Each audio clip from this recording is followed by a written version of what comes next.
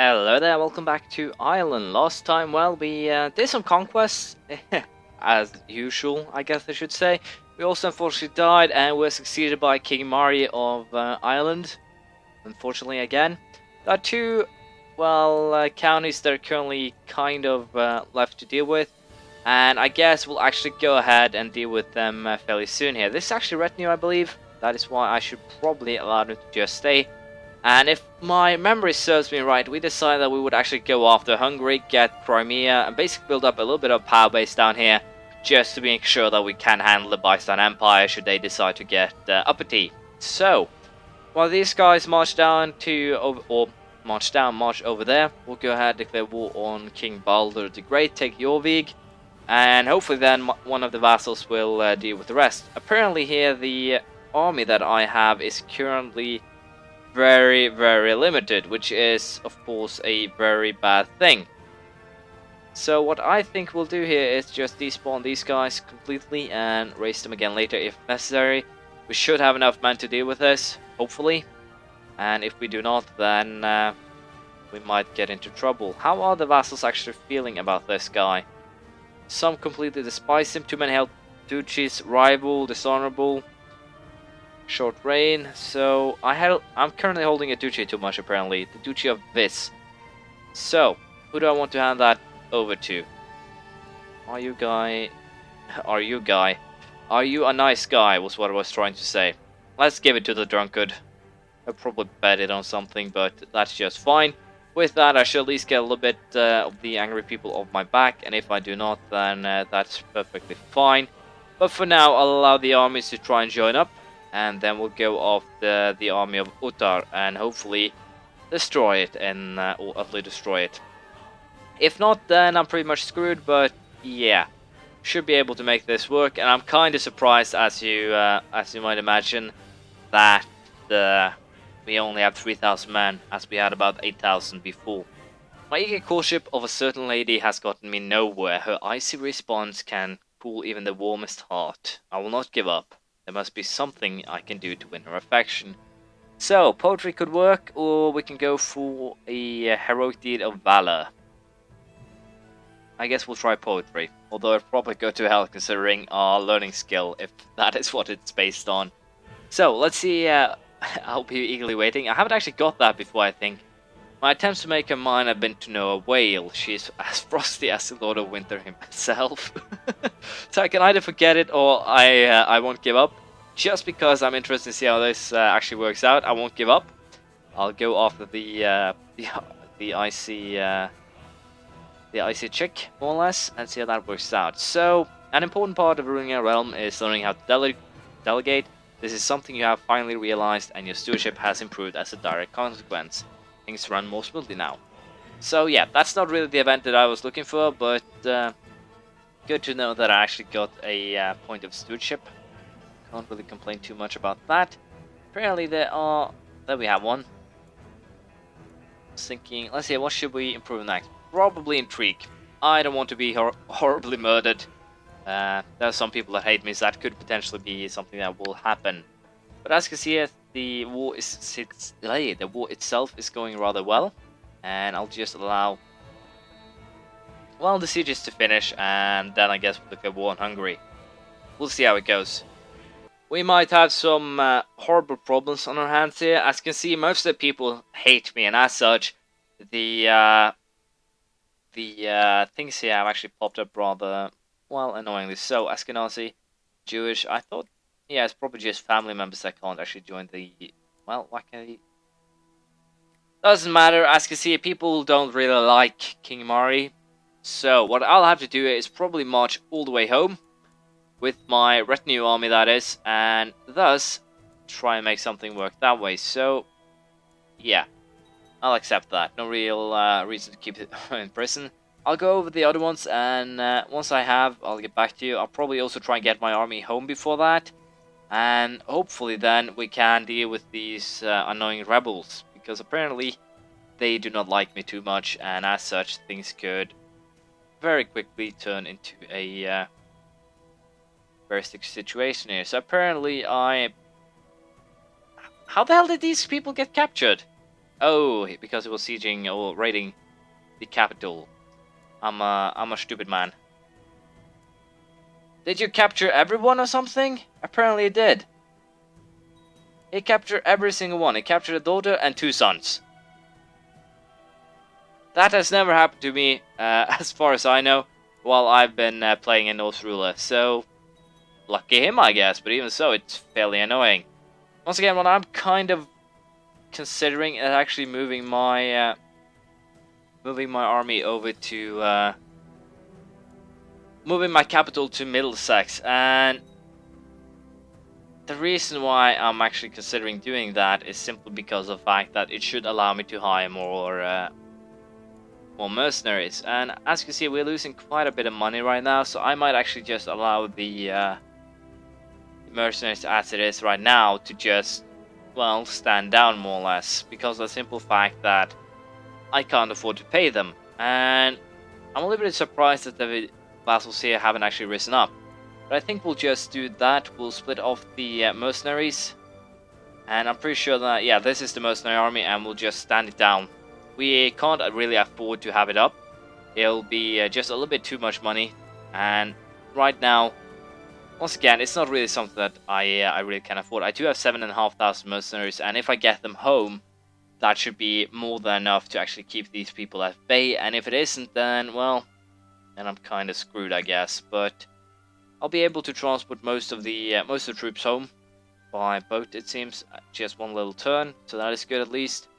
And hopefully then we can deal with these rebels that want to get into trouble, or are actually causing trouble is probably the right wording. So let's just get my army home, and then we'll see what we'll do. There we go. As you can see here, for too long the Crown has restricted our historic rights and liberties. The time has come to lower the Crown authority. Submit to this demand peacefully or face the consequences. Rest assured that I have gathered others. Oh, wow. Rest assured that I have gathered others who are equally upset. Signed, Count Gershon of Northumberland, Count of Northumberland, and Lower. Well, these two guys actually got the county in. That's a lot of people. Positively, though, I can kill them all off if I just do it systematically and don't allow them to actually join up their armies, which in its own should potentially be a very, well, to some extent difficult thing to do. But as you can see here, we do have a. This is a purely retinue army, so it should actually be able to do the job very neatly. They only have peasants at arms. They could, of course, hire someone, but once again, I don't really see that as a option.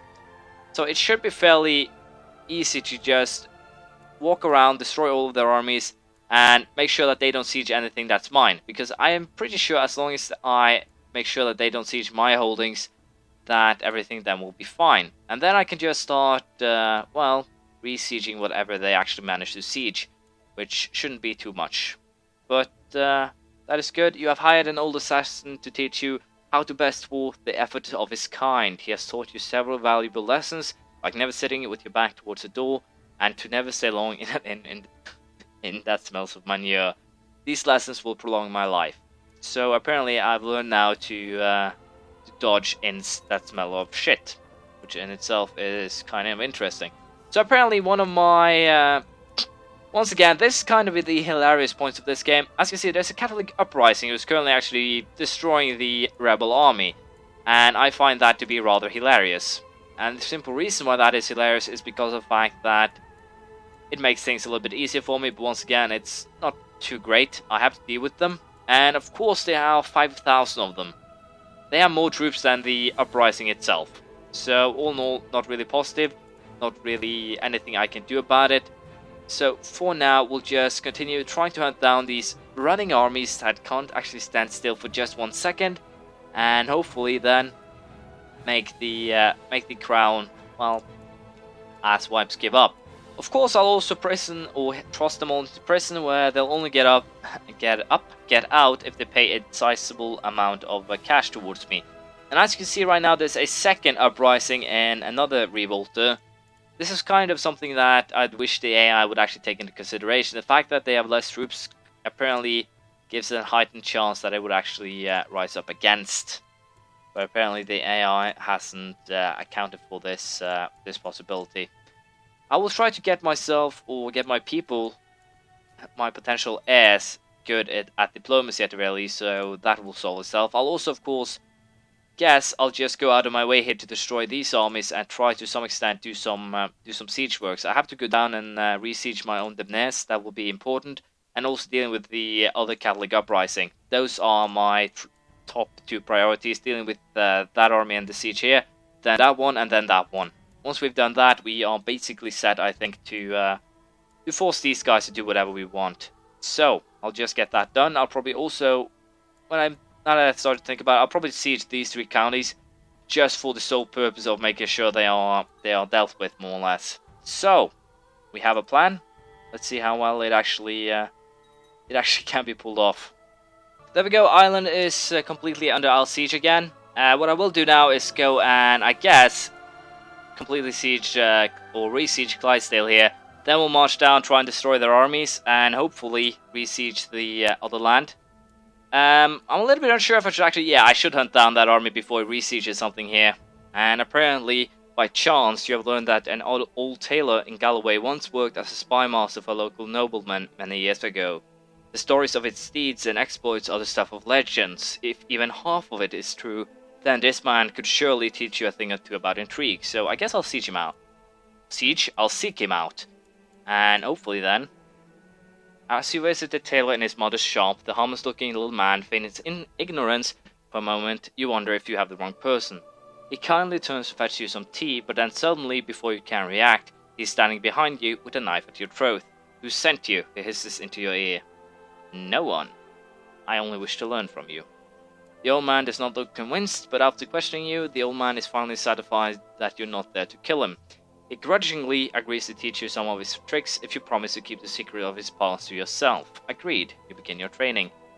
So yeah, we do have some problems here. One of them is simply the fact that there's a ton of annoying people, mostly those guys, and also, of course, the armies that are currently trying to take the kingdom, more or less. What the hell is this? So he joined the war, apparently, which is kind of annoying in itself, but of course also the fact that these guys are more or less doing whatever they feel like. So we have, of course, a Scottish Liberation Revolt, because why not? Things are starting to get interesting here, but I'll try and deal with this war and then I'll get back to you. Finally, the rebels, as you can see here, dear uncle, peace be with you, we surrender on these terms. This is basically the enforced demands, which means that I won, they lost, and as a result, there we go. My prison should be fairly full, and I can probably get quite amount of cash from this, so that is of course very good. And with that, I guess we'll just allow those 2 to marry, and we'll also go ahead and educate him. And with that, apparently this is kind of pissing me off, because as you can see, the idiots that decided that they wanted to rise up kind of managed to get themselves screwed over by a revolter. So you have studied long and hard under the old spy master in your spare time, and has taught you much about the game of cloak and dagger. Your intrigue has improved. I do not fear the dark. Gain 2 points of intrigue. So yeah, I managed to improve my intrigue, and last was probably just improved learning. So I guess we'll just get straight onto that. You need a new marshal, you will do. You'll also be allowed to train the troops here. But for now, I'll deal with the annoying Scottish Liberators here. How the hell did these guys manage to get caught all the time? Yeah, before any of these dies, I'll just get everyone, bribed out of it, and then we'll upgrade my holdings. We'll see how it goes. My garden is the apple of my eye, my pride and joy. I distrust my gardener and would spend every hour of the day in my garden if I could. If I could, I would spend all my time in the garden. And as you can see, I can choose between a diplomacy boost for a little under a year, or over a year, or 2 points of stewardship. So I'll take that gardener trait, I guess. Stewardship bonus is pretty nice, and if I can actually boost it up to level... Well, so I don't get that -10 from having a counter too much. That would be rather pleasant. But unfortunately, I can't do that right now. I'll simply have to continue. As you can also see, I have been able to upgrade basically everything here. I'm upgrading everything, and I still have a lot of cash to spare due to the fact that I beat those annoying dukes. So there actually only was for the counties that I'm already after, but I'll do a holy war here for Lancaster, simply because of the fact that I want it. And if I can get Lancaster myself and hand them out, I'm probably better off than if someone else grows too bold. If I just lose, let's say, one county, that will be you're not the leader of the siege. Are you kidding me? I'm your king. I'm the leader of your siege. There we go. We actually pulled it off simply because of the fact that he surrendered before that. So, what we'll do now is hand out these two counties to someone that we feel deserve them. And I guess family members out of the question because most of those actually revolted were family members. But I'll go for stewards to try and spread the culture. And the last thing I guess we'll do today is take a quick look on the culture map. And as you can see, we are basically already very good at converting the area already. So that is quite nice, and hopefully we can continue. But unfortunately, this episode has been a single long revolt. Unfortunately, I do apologize about that, but that's all we actually managed to pull off. We still have our holdings down here though, so we will and probably could use some of this to our advantage. And I guess we'll probably end up declaring war on Alscumania, Sarai, Abkhazia, basically take out the smaller ones here. So, we'll have to see next time if I'm actually confident enough to send some troops, well, overseas more or less. And hopefully we will be able to do a little more conquest over there. Thank you for watching. Please leave a comment, praise, criticism, and feel like, and I'll see you around next time. Bye.